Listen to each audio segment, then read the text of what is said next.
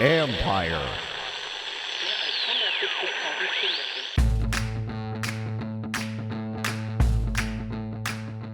Hello and welcome to my podcast. Do me a favor, subscribe to the John Con Report wherever you get your podcast. You're watching on YouTube. Hit that like button, hit the subscribe button. You can find us there as part of Empire Media, AMPIRE. Always much appreciated when you tune in. Don't forget, you can read my work on ESPN.com. I will have a story up Monday about Jaden Daniels and his historic game against Florida last year at LSU. So why that game? Well, because of what it showed about Daniels. You have competitiveness. You have a guy who wasn't able to prepare during the week because he was in concussion protocol, beat them with his arms, beat them with his legs, beat them with his brain, and just kind of how that solidified his Heisman race, but also how it absolutely whets the appetite of this franchise for what they have and what they hope he can do as he becomes more and more experienced. We've already seen what he can do when he's not experienced, and it's not too bad. Anyways, look for that on Monday. There you go. Also, I will be back after the game with another podcast. Now, the game's going to end pretty late, so look for that probably Tuesday morning for you diehards. I think the podcast will be up early. The video will probably be out Tuesday morning. I will be out in Arizona all next week. So before I get to my 5 things I think and things that I've learned throughout the week, it's not just about the game. It's about the team and some things that are going on, trying to look at what's going on with this team and what's important for you to know, and then to not just know about the team, but then in getting ready for the game. So one thing is defensive end Clelin Ferrell will not play because of an issue. Now, Dan Quinn told us on Saturday that he doesn't think this is going to be something that's long-term, which is good for him. However, it could be something that he deals with all season. It could be a lingering issue, just has to manage it. So, he did get placed on injury reserve during the playoff run last season with San Francisco. So, I don't know if it's the same issue, but there you go. So, but they don't, like I said, Quinn does not think he'll be out, that it's not going to be a long absence. As far as Emmanuel Forbes, he is listed as questionable with the thumb injury. I've watched him practice the last couple of days. He's done some things, whether it's in coverage, catching the ball, et cetera, with that thumb. But it does sound like, though he's listed as questionable, Quinn said they'll take it up to Monday, but it certainly sounds like there's a better chance that he plays against Arizona the following week. So there we go. So let's get to my 5 things I think. Let's start with Terry McLaurin, because always a lot of talk about McLaurin. If he's not getting the ball, why not? So let's go back to last week. And it's funny because I see some people saying, oh, you just got to throw him some bombs. You got to throw it down there to him. Well, the play has to actually be there for that to happen. And it wasn't happening against the Giants. And, McLaurin even said, like, he could see them, sometimes the Giants defenders motioning for a bracket coverage, and it happened a lot. So now could there have been some opportunities? Sure, probably, but not many. And, so one thing that I think to note with this is, first of all, they scored 21 points. Now, is that a lot? No, they could have been better. But the issues were in the red zone. The issue wasn't moving the ball. It was scoring in the red zone. So while you could use McLaurin there maybe a little bit more, maybe a little bit differently somehow, but the issue wasn't moving the ball down the field. So my point in saying that is, it's not like the offense was bogging down because of that necessarily. And I credit how Jaden Daniels handled the situation, because he knows that McLaurin needs the ball. They know the importance of him the ball, but he's not forcing it. And he's not just looking at, oh my God, I got to get him the ball. They say, hey, it's not there. I'm going over here. And I told you the other day that in the first game, there were several opportunities where they could have connected and just didn't. And again, one was a deep ball, one was the back shoulder.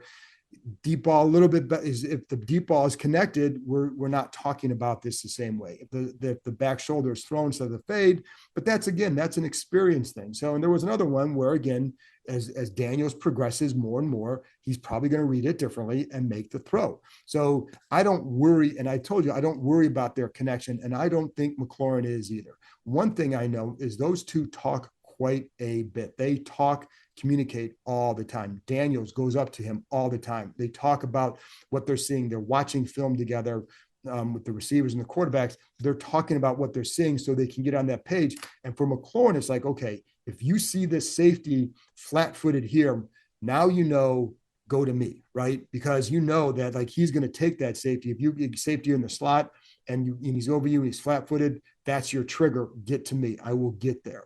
And so I think that's what's going to build up over time. So with McLaurin, I think you can see more big plays happening as a result of, I think, their communication. It's text later, throughout the day, whether at home or in the facility, whatever, and then communication at the facility in particular. So I don't worry about what's going on there. I think that will be solved I think McLaurin's going to have a big game at some point because he'll get the favorable coverage and Daniels will go to him because, again, I think there is a connection there that they will take advantage of. And also for Monday, so the Bengals have Cam Taylor-Britt. He's a good corner. He's an aggressive corner, a very competitive corner. I think he competes. You talk to guys like the guy doesn't take many plays off, if any, I would say. So I'm not even going to say he takes any off. So I think that's one thing. I also think he's a smart corner. Now, he's the one who said, you want to go Google or go see the video he put out there that he said on video that he thinks that the Kingsbury offense is simplistic. They're not asking Daniels to do a lot.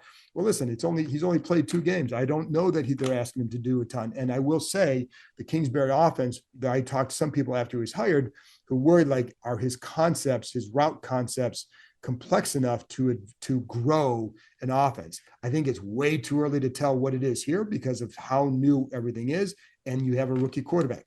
Again, the problem has not been moving the ball. I mean, there are opportunities too against the Bucs where with a few plays and a couple of missed field goals, you could be looking at back-to-back games of really good offensive production. Now, it wasn't, so you can't. But the point is, I think they're in position to get that. And so I think that's what it always starts with. Are you in position to get these plays, get these big plays? And I think the answer has been yes. And I think with McLaurin, he's going to get there as well. So the one thing that I bring up, with Taylor-Britt, smart corner. So now and by that, I mean, he's going to play to his leverage. He understands the leverage, how to play it. He understands where his help is. So he's a lot of times going to play some outside leverage. So if you're McLaurin, the number one I'm thinking is, hey, slant the crap out of him because that's where, and he can live inside. McLaurin does really well inside. So I think you could see some of that this week if they're going to roll the safety, you get that corner playing outside leverage, then you can get him inside on some of those slants. Not everybody's going to play him like that, but when you watch Taylor-Britt, he does do that for sure. And so I think there's going to be opportunities for McLaurin to be more productive this week. And, again, look for some stuff inside. I think that will help. And then, I think I'm not worried about that. And again, I think a big key is the constant communication those two have. They will get there for sure.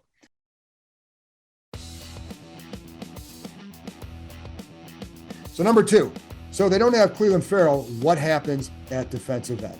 And let's start with, they do have a couple options there. Obviously, you have Dante Fowler Jr. who can rush the pass in that.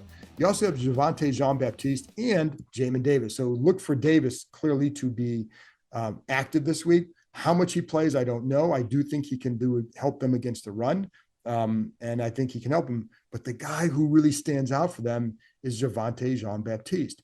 And I'll tell you what, and I talked about him this summer more than a few times, I really like what I've seen from him. In fact, he and Johnny Newton could be key parts for this line for a few years if they develop them the way I think they can, or I think if you're a fan, the way you hope they can. So with Jean-Baptiste, I do, it's funny because watching him, you see him show up on tape. He will make a play each game where it's that's just a good, solid play. You don't see him losing his leverage a lot on the outside. And you see him I think he has strong hands. And, I thought some of it may just be from length. I think it's just he has strong hands. And I think that plays to his advantage. I think the other thing too, with he and Newton, I keep bringing the word think, and that's a key here because I think he and Newton both will say they've been overthinking. Now, in Newton's case last week, well, that's obvious why, right? It's his first action. There was no joint practice sessions. There were no preseason games for him. Of course, you're going to overthink. So the question is, when do you stop doing that? Well, you don't stop in your second game. It's going to keep happening. But the quicker he can get there, the sooner he will help this team. What you see now is is nothing for what I think he can get to, because again, he doesn't really know what he's doing out there. It's his first action there. You shouldn't know. And I think the same thing with Javonte Jean-Baptiste. Now the difference is he's been there all summer and all season. and he played in the first couple of games, playing preseason games. So he has a much further head start on where, in terms of maybe trying to curb the overthinking. And that's one of the things I talked to him about on Saturday. And same, I talked to Newton about this the other day, but with Jean-Baptiste, the whole thing is like, he felt like sometime you're up at the line of scrimmage and maybe you're not watching the right stuff. You want to keep your eye on the ball. And they both talked about improving their get off. So how do you do that?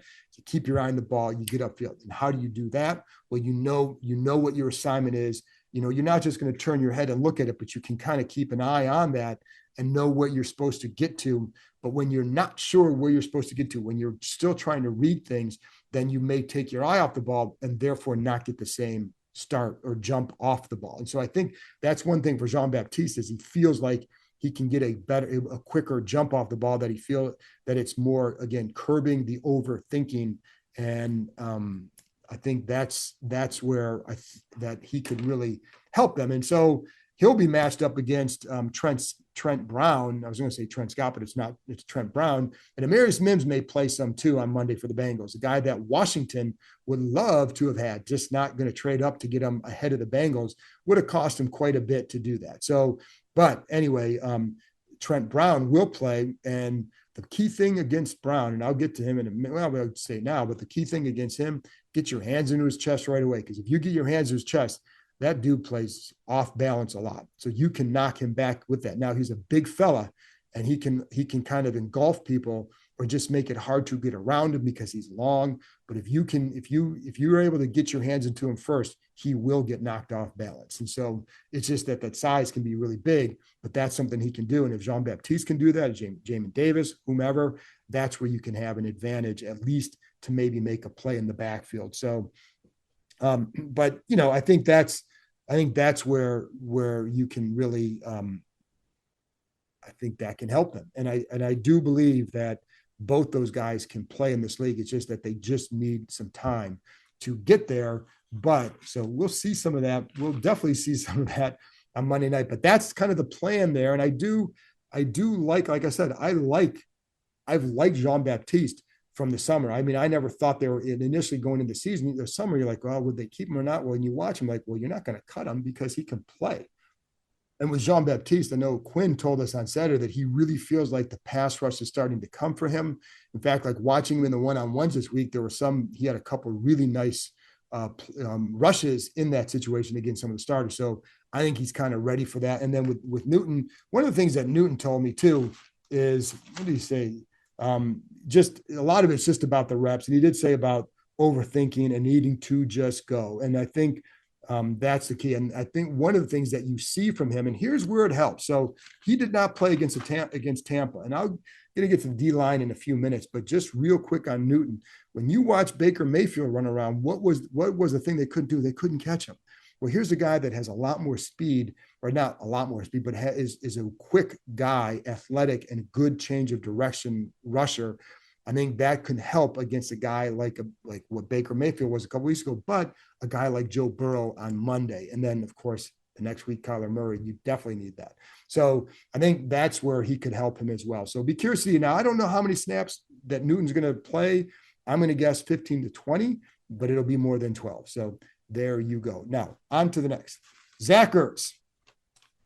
Let's talk about his blocking, because we know about his hands. He's caught, he's done a nice job in the first couple of games catching the ball, but we knew that, right? He had a couple of really nice blocks, I felt like, the other day. And if you're going to be a good run team, you need the contributions on the outside. Like, we know John Bates can block. Zach Ertz is not going to be John Bates. In fact, he even said, I'm not John Bates as far as a blocker goes. But if you want to run the ball well, you need to get contributions from the outside. And, it's funny because one of the things McLaurin talked about on Saturday was with the receivers for himself in particular. And I've told you this, like, I think he's been very inconsistent with it. But then he even said that, like, it's got to be improved as a blocker. And it's more about technique, leverage. It's not staying or holding your block more and just basically obstructing in a lot of cases. But that's something I think Ertz has done well. And it's funny because when I was talking to him about it this week, he said that, when he came in the league, he came to an offense with Chip Kelly. He came as a pass catching tight end. Chip Kelly is a really good run game coordinating coach. So the run game is very important to him. So you had to become a better blocker. Now they had Brett Selleck when he got there, and he was a very good player, but so he had to learn how to block though. And he's done now. Is he better blocker than a pass catcher? No, but he became a good blocker for them down the field, certainly in cases. And he would show that, I think, again, last week in particular. So for him, a lot of it is don't be over aggressive and trust your technique. And I think he's doing that. And it's why he is because if you're over aggressive, they use it against you. So I think you have to learn how to do that. And I think that's a key for him blocking for sure. And give him credit. He wasn't good at it early in his career. Some guys never get better at it, but he did. And I think it's something he said, as he said, it's something he takes pride in. And it's something again that he has done a nice job with and can help this team in doing. Now, the receivers have to continue to do that. Again, as McLaurin said, Zaccheaus did a really nice job on some blocks last week. In fact, I think the way he played was good enough because he's one of the 3 game captains. I forgot to mention that. So it's Zaccheaus, and then Tressway is the other captain. And then on defense, it is I kind of forgot there for a minute. It's Bobby Wagner. So that makes sense. So, but Zaccheaus was on there too. And I like the way he plays. Is he the flashiest, greatest player? No, but I think, I brought up the run game stuff. He had a nice block on one of Brian Robinson's runs that I felt was just, hey, you're up against a linebacker and he held his ground. And it's like, all you have to do is hold it for a second, let him get that opening. And he did that. So I like the way he has played with that. So there are your captains. But anyways, that's one thing that I think is important for sure. The Cincinnati, and I'm going to get to the run game more in a minute because it goes for the last item about the Bengals defensive line, but also with this run game, et cetera. Let's go to the Bengals offense though, because T. Higgins is going to be back and playing on Monday night. And that changes what that offense can do, because in the first 2 games, when you'd watch them, and I pretty much watch every play that they've played so far, so much coverage rolling to Jamar Chase, as you would imagine. And I think the Bengals did a really good job at times of playing off that with Mike Gesicki, their tight end. In fact, there are a lot of times where they're going to end up in a stack formation off of a motion. And last week, especially with the Chiefs, you'd see him come off the line and you have 2 guys eyeing Jamar Chase, and it just leaves Gesicki open. And if they time and again, they played off of the focus on Chase. Now it's going to be hard you can still provide that kind of attention to Jamar Chase if you really want to take him away. And he is a dangerous, dangerous receiver. You cannot give it's hard to give that kind of attention to 2 receivers all game. In fact, for some, you talk to the D-backs, you kind of have to pick your poison here. And the same thing is true with this defense. And there are times with Washington's defense, of course, has not done a good enough job. And some of it is certainly that they're new. And I did not expect instant success with this defense. I think we can say that you expected some better play from this defense. Now, some of that I think goes back to not being together this summer in the preseason games. And I think guys missing and not getting action. I've already talked to some who say, I wish I had played more in the preseason, because I think they just want to get that rust shaken off. But the trend in the NFL is not to do that. So here we are. And the coaches need to get to know what they have to do. The players need to get to know what the coaches exactly want, or how, what they're asking to do. Is it working or not? How, et cetera. So I think that's part of it. The other part is you got to make plays, and they haven't done that. And, you watch the defensive tackles last week, Allen and Payne were getting double teamed to a lot of the game. That's what it was. Now, can you get off and make plays? Yes. And I think they'd be the first to say that. And so they have to do better with that, or at least not get it moved out of your gap as much as you were. And the Giants have a big offensive line, and that didn't help. I don't think the Bengals are going to double them quite as much as what the Giants did last week. I don't know that they're going to feel like they need to, because I think there are other ways that you can hurt this team without having to devote that much to protection. And I think that's just my guess. The Giants use a lot of 6- and 7-man protections that I don't know that the Bengals would do, but we'll see. So one of the things too, then I go back to Johnny Newton, and Joe Burrow can escape the pocket too. And when he does, he's just as dangerous as what we saw from Baker Mayfield a couple games ago. And so you have to do a good job making sure that you're not, there's some gap integrity with that, whether it's in the run game or the as a pass rusher, your rush lane integrity, right? So if but you want to get upfield, like they want these guys to be a little bit more aggressive getting upfield than they've been in the past. So and sometimes in doing that, you can get out of your gap. And sometimes if you go too hard for a sack, you absolutely get out of your gap. And we've seen that time and again over the years with some of these guys up front. And so that's been something that but if you get to the quarterback and you get them, okay. But that's where, again, Newton can help with that change of direction, for sure. And I know, again, with some of those double teams too, and what the theory should be, right? If there are all these double teams, then somebody should be getting to the ball and making a play. And the linebackers, I'd say Wagner and Luvu, they've been very happy with what they've seen from them. And I think they should. Like Wagner has done a nice job with tackles 3 yards and close to the line of scrimmage and some behind the line. I think Luvu brings a lot of energy. I think the more you see him play, the more you're going to feel that energy for sure, because I think that he's that kind of a player. So what can you do to, I think the pressure in the first game was good. You just didn't get Baker Mayfield down. The pressure last week was not. Some of that you can credit to the protection schemes for the Giants against 7 and 6 man fronts, where they had some successes when they were able to move the defensive line a little bit and maybe slanting the line a little bit with linebacker kind of coming around them and just creating some, shooting some gaps like that. That's something you can do as well. But the other thing is sometimes too, in that run game, when you stop the game and you look at like, what are the numbers? Do they have the numbers? And a lot of times the answer was no. So that goes back to either is somebody out of the gap and why, or did you have enough numbers there to defend this particular play? And sometimes the answer has been no. And sometimes it's because you have 2 safeties deep. If you have 2 safeties deep, what are they going to do? They're going to run the ball. And that's just what you should do. It's basic math. And if you're Washington, do you then bring a safety up and have 8 in the box? Well, again, talking to defensive backs, like, all right, then, what's going to happen? They're going to throw over the top. And do you want to see that? Or would you rather give up 6 or 7 yards on the ground? What you can't do is just get gashed, and they're just going to score that way. But if you can, kind of basically play well in the red zone and not give up big plays, then I think you have a chance in this game to at least control what Cincinnati wants to do on offense. But they are capable of some absolute big plays because they have the talent to do it. And again, I think Mike Gesicki is a dangerous one because they play him off of the other receivers very well. So they will take advantage of you keeping your eyes on one guy, and he will then slip underneath or kind of under the radar, so to speak, and get open. So I think, and then when you have with Jamar Chase, a key has been in the first couple of games, like his air yards per target have been, it's 5.36. Coming into the year, I think his average air yards in his first 3 years was over 10. So what does that tell you? They're first of all, they're working really hard to get him the ball in multiple ways. He will run routes out of the backfield. So they're going to try and create mismatches that way. And I love that stuff. So they're going to do that. And they're going to run some screens for him. They're going to run, hitches, all kinds of routes. But you got to tackle after the catch. And that's one of the things, like he's not getting as many yards after the catch because they're doing a good job of tackling. If you don't tackle well with him, that's a problem. Last week against Malik Neighbors, we saw what happened when Mike Davis didn't tackle. You get those 2 runs, he probably could have had he had 10 catches for, 100 yards or whatever it was. You take away about 20 or 30, 20, 25 yards, you make the tackle. It's basic, right?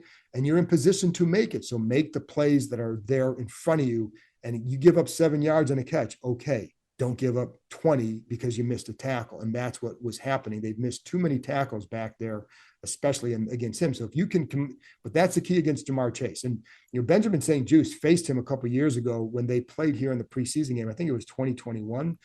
There's a lot has changed with Jamar Chase since then. He's a very different receiver from what they saw then. But I know that he does have the memory of, how does he handle jams? How does he handle this and that? But the big key will be getting him on the ground. I thought that Benjamin St. Juste, I'm going to back up a minute because one of the things that Quinn did this yesterday where he singled out 4 guys on defense who he feels like are playing the way they want. It's Wagner and Luvu, Quan Martin, and Benjamin St. Juste. So you can, knock Benjamin St. Juste all you want. Is he a number 1 corner? No. But is he playing hard and doing what they want him to do? Yes. And is he going to get beat sometimes? Yes, of course. And it may happen in this game. but they do like how he's responded at cornerback because they don't have anybody else playing like that there. Not yet. So now what can he do in this game against Chase? When you have to be tough, like I know you can't just get up there and jam him. If you try to jam Jamar Chase all game with just a two-handed jam, he's going to kill you because he's going to get by you. But you have to be the surprise tactician, right? And one of the things I liked with St. Juice last week, there was a cover 2 play. If you remember the play where he drops and defends the ball, well, he does a really good job on that play of stunning neighbors with the one-handed jam, disrupting the play at the snap, allows him to drop back into coverage, and it disrupts the timing a little bit. And he knocks the ball away. That's the kind of stuff you can do. Now you can, again, you're not going to do the same thing against Chase all the time because he'll just eventually destroy you. So you sometimes may see some of that. You may see some off coverage, but just focus on making the tackle. And that if you do that, then you can have success and force them to drive the ball down the field. The big plays are what can kill this team, and you just have to limit that for sure. And beware of Mike Gesicki, because if you're going to pay a lot of attention to the other two, that means guys like Percy Butler, Jeremy Chin, they're going to have to do a good job against the tight end because he will be a factor if you're not. The run game is not as good for them with Zach Moss. They will use some play action, but it doesn't seem like while they will use it, and it's probably in the top half of teams that use play action, it's not the most dangerous part of their game. And so, but I will say, if you want them to do a better job, stop run, get off some of those double teams and get the math better, then you're going to have 8 in the box. And I just don't think they're going to want to do that consistently because they'll just give up big plays for sure. And just pay attention to the math. See when you're watching the game, you want to stop it and if there's a big run, see how the math added up. And then you can see, because there are definitely times last week where you stop and say, there's nobody who can defend this gap because they're all here, and here, but nobody is there. But there's no one to be there, and sometimes it was Jeremy Chin came up on the one. Now you got to recognize that probably a little bit sooner, but also then I think Luvu kind of widened that gap a little bit too. So sometimes it's about staying in your gap and doing that. And I know with the tackles, they are asking them to do a little bit different technique. They wanted to be a little bit more aggressive getting upfield. It's not a dramatic change. Where the dramatic change was a few years ago when Sam Mills was here. That was dramatic for them. This is not as dramatic, but they are asking them to do some different things. And I think it's just a matter of finding what works for them to get a field. And they do, Allen and Payne have got to make some plays in this game. The Bengals left guard. I think Allen can have some success against him. I've seen now some of it was Chris Jones, but not always. Their Chiefs defensive tackles, they're using some of the swap moves that some of those big slap moves that Allen likes to make, that he can have success with that. So I think there are some things you can do with that. I think it's definitely an improved line. But I do think there are things that you can have some success with given what they can do. Hey, it's Bram Weinstein here, voice of the Commanders, and of course, frequent guest of this podcast, The John Keim Report. I wanted to let you all know that my show, which airs at 11 a.m. to 12 p.m. on ESPN 630, is now exclusively produced by Empire Media, my company, and is going to be distributed through our network. So I'm asking you, please, if you subscribe to this show and love this show, give mine a try as well. Subscribe to the Bram Weinstein Show wherever you get your podcasts, and many of the shows and many of the elements that are in the show will be available on the Empire Media YouTube channel. We're going to talk a ton of Commanders and other DC sports. Check it out. So let's get to the last one, is the Bengals defense against the run, because that's going to be a big factor in this game. They have not been a good team. They're allowing 4.5 yards per carry. That's a problem. Now, the Patriots, I thought, kind of bled them out a little bit, and it wasn't always, they get a 16, 17-yard run and then a bunch of 2s and 1s. I thought the Chiefs were a lot more consistent, and I think I'm going to take that one because I think there are things that when you're defending the Chiefs, you have a lot more things to worry about. When you're defending the Patriots, there are not a lot to worry about with that offense. It's can they run the ball or not? And so they're running from a lot of tight packages. Jacoby Brissett, God bless him, thought when he came in last year, did a nice job. He's still what he is, and he's not a threat. They don't have the threats out there. So you can play them a little bit differently, whereas the Chiefs were able to spread them out more. And now, obviously, it's a better offense because of Patrick Mahomes. By the way, When I watch them, there are a couple plays where you sit there and say, oh, when Jaden Daniels gets more experience, he'll make this play and this play. Well, guess who I saw do some of those same issues? Patrick Mahomes. You know what he else does? He makes a lot of plays. The point is, even some veteran quarterbacks where we're sitting there watching Jaden Daniels say, oh, this, they're doing the same thing sometimes. Maybe not to the same frequency for sure, because Mahomes is awesome. But even a guy like him still does has some of those same hiccups, or maybe you just missed the read or whatever it is, right? So it happens. But what Daniels gives them in this run game is the threat. And I think the way I really liked how the run game design was, and last week, what the Chiefs did against the Bengals is created a lot of favorable boxes. Again, math added up. 5 and 6 man boxes against the Chiefs. It's a recipe to run the ball all day.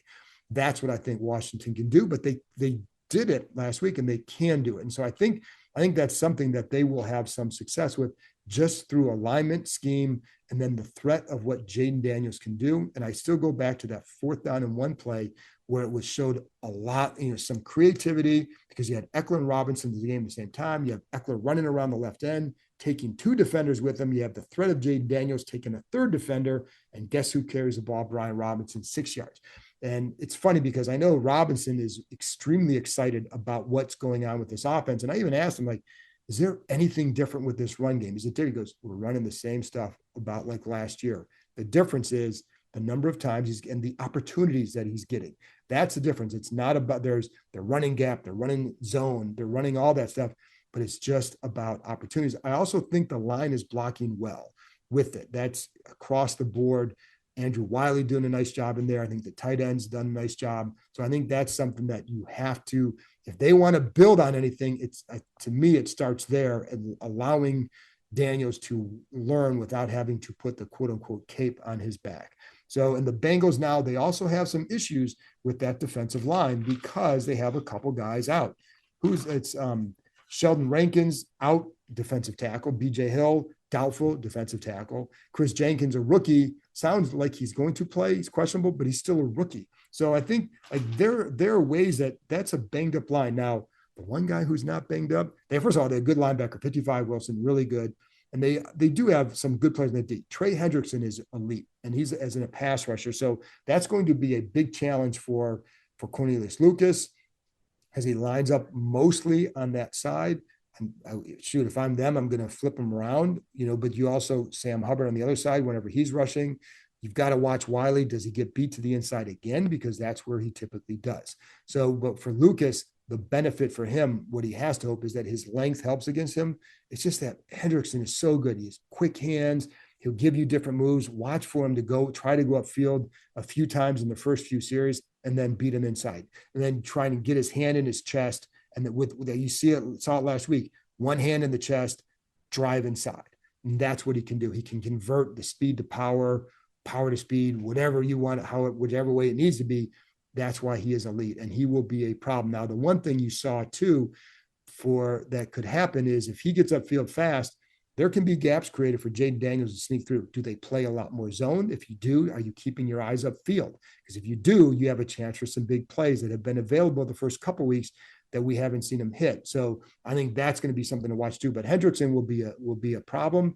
I'll be curious to see how much do they play Brandon Coleman against him, and do you help? One thing I saw the running backs working on this week in pregame or pre-practice warmups, chipping and then getting out for a pass. Chip with your shoulder, get out for a pass. Terry McLaurin, I wouldn't be surprised if he does some of that when he's lined up tight. So I think if they're smart, they'll do a lot of chipping and on Hendrickson in particular, and that's the guy you're going to have to worry about. But I do believe if you can spread them a little bit, or not even spread them, but just through alignment, through formation, I think you can do some things and also with the action of the play, the jet action right after the snap, some motion right before the snap, which they've done. So I think there are ways that the things that they do, I think, can hurt what Cincinnati wants to stop. And then you add in the fact that they're missing some key guys in that defensive front. It could be a successful day for them. That's how Washington's going to have to stay in this game for sure. And so there you go, folks.